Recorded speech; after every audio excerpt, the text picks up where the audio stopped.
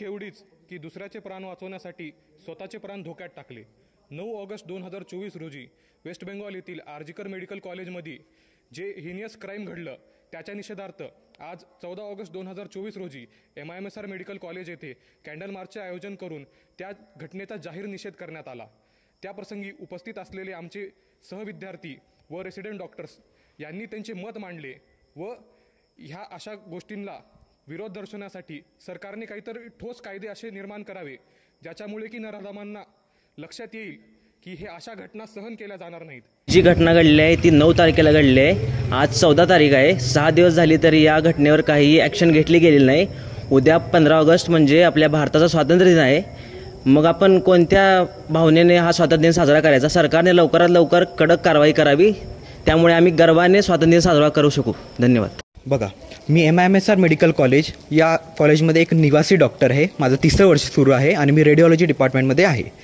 RG Kar medical college कोलकातामध्ये जे झालं ते अत्यंत दुर्दैवी होतं आणि त्याच्याबद्दल बोलायला पण आमचं मन दुखते।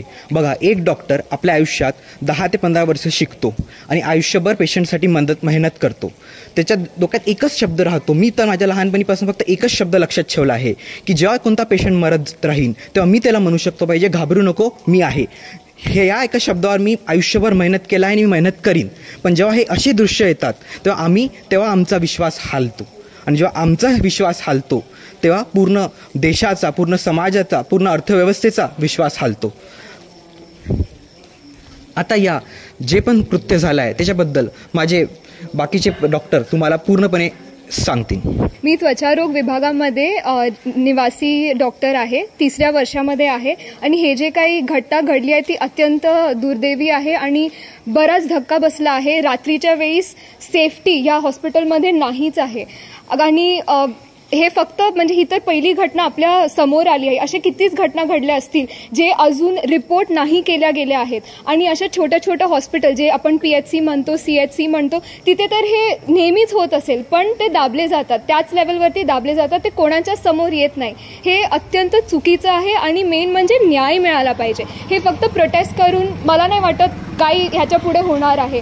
मेन म्हणजे तर जी सिक्युरिटी आहेत ईच हॉस्पिटलमध्ये ती वाढवली पाहिजे, म्हणजे हे घटना होण्याचे चान्सेस कमी होतील। आता आपण बघतो हॉस्पिटलमध्ये सिक्युरिटी नाहीच आहे, म्हणजे मोजून 2-3 सिक्युरिटी ते आपल्या जागेवरती असतात। मेन वॉर्ड्समध्ये, इवन इन लॉबीजमध्ये जिकडे पेशंटचे रिलेटिव्स वगैरे असतात तिथे सिक्युरिटी पाहिजे। आणि हे तर रेप केस झाला, बट डेली बेसिसवरती किती मारहाण होते रेसिडेंट डॉक्टरला, जे पेशंटचे रिलेटिव्स आहेत, जस्ट बिकॉज त्यांना मेडिकल टर्म्स नाही कळत, डेथ झाली तर त्यांना नाही कळत, त्याच्यासाठी ते किती मारहाण करतात। बरेच डॉक्टर्स ते हँडिकॅप झाले आहेत, त्यांनी त्यांचं म्हणजे लाईफ गमावले आहेत। हे अत्यंत चुकीचं आहे। फक्त हे ह्याच्यापर्यंत लिमिट नसलं पाहिजे। Security related to everything, be it a female doctor, be it a male doctor, that is what we need and that is the demand which all doctors are wanting right now. The female resident was not even wearing revealing clothes and was not even intoxicated with alcohol or something else. She was just doing her duty, which was a 36-hour shift. After that, she had her dinner at 1 a.m. And after that, she went to a restroom, which was a seminar hall. This is what is the situation in medical colleges. We are not even given restrooms for having some rest. Thus, she went to a seminar hall. Some random people came, raped her and murdered her brutally. And if this is what happens in India, then I'm sorry. India doesn't deserve doctors. ज्याप्रमाणे दुसरा profession जसं काय आपण lawyer झाले किंवा पोलीसमॅन झाले, ह्या प्रोफेशनमध्ये जर आपण ऑन ड्युटी कर्मचाऱ्यावर आपण हात उचलला जर किंवा त्यांना आपण शब्दाने सुद्धा दुखावलं तर आपल्यावर क्राईम नोंदवला जातो आणि आपल्यावर स्ट्रिक्टली ॲक्शन घेतली जाते। त्याचप्रमाणे आमची हीच विनंती आहे की डॉक्टर्सला सुद्धा असे लॉ तुम्ही करून द्या आणि लॉ केलेले जरी असतील तर ते स्ट्रिक्टली फॉलो करा आणि त्यांचं इम्प्लिमेंटेशन व्यवस्थितरित्या करा, हीच विनंती करतो।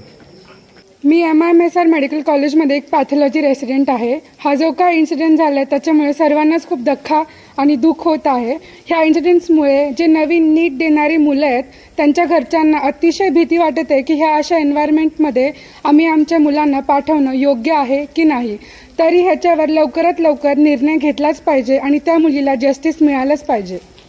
ही जी घटना घडलेली आहे खूप दुःखदायक घटना घडलेली आहे. जसे की आईवडिलांना आपल्या मुलींची काळजी असते की घरातून जिथेही जाते, जसं की शाळेला किंवा कॉलेजला, ऑफिसला, ती रस्त्यात त्याला आधी असायची की काळजी की रस्त्यात त्याला काही अडचण असू नये. पण हे कारण हे जे इन्सिडेंट घडले त्याच्या कामाच्या प्लेसवर घडलेले आहे. आता तर हे कामाचे प्लेसही सेफ राहिलेले नाहीत, तर ते अशा जास्त तर हे डॉक्टरसोबतच होत आहेत. त्यामुळे सरकारने याच्यावर क्विक ॲक्शन घेतलेलं पाहिजे, हेच मी बोलतो. धन्यवाद. माझे नाव स्पंदन चौगुले आणि मी 3rd MBBSला आहे.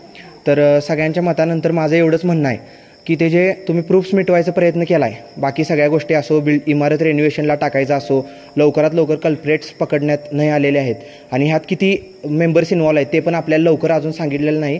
5 दिवस झाले ते होऊन, उद्या इंडिपेंडन्स डे आहे. मी एवढंच सांगतो, लवकरात लवकर त्यांना सगळ्यांना हुडका आणि निर्भया केससारखं प्लीज 5-6 वर्ष ह्या केसला लांबत लावू नका. जे लवकर गावतात त्यांना गळफास इमिडिएटली मिळायला पाहिजे. निर्भया केसमधला एकटा मायनर होता, त्याच्यानंतर त्याला पकडलं आणि सोडलं, परत त्यानं रेप केला. तर असं होऊ नये ह्याची गॅरंटी घ्या. सरकार प्लीज, नम्र विनंती आहे.